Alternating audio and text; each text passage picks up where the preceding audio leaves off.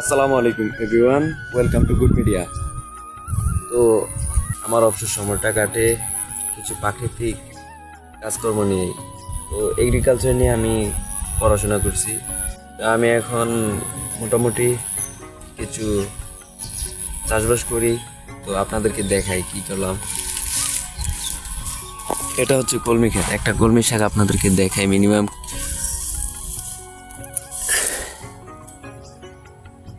কলমি শাক মিনিমাম 1 হাতের বড় হবে, ঠিক আছে।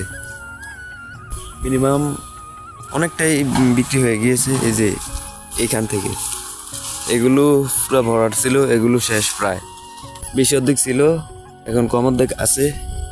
এগুলো কিছুদিনের মধ্যে বিক্রি করতে হবে, না হলে বড় হয়ে যাওয়ার সম্ভাবনা আছে। বড় হলে বাতি হয়ে যায় এই আর কি। আর এগুলোকে একটা সমস্যা আছে কি, এগুলোকে এই যে ঘাস হয়ে যায় এখান দিয়ে। এই ঘাসগুলোকে পরিষ্কার করে দিতে হয়। এগুলোকে পরিষ্কার করতে করতে আমার অবসর সময় কেটে যায় আর কি।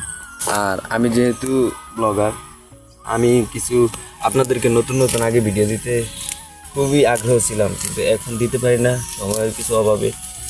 আসলে সময়কার জন্য অপেক্ষা করি না, কোনো সময় আসে না যে অবসর সময় আমি এটা করবো ওটা করবো এই আর কি। সময় করে নিতে হয়, শত ব্যস্ততার মধ্য দিয়েও কিন্তু সময় করে নিতে হয়।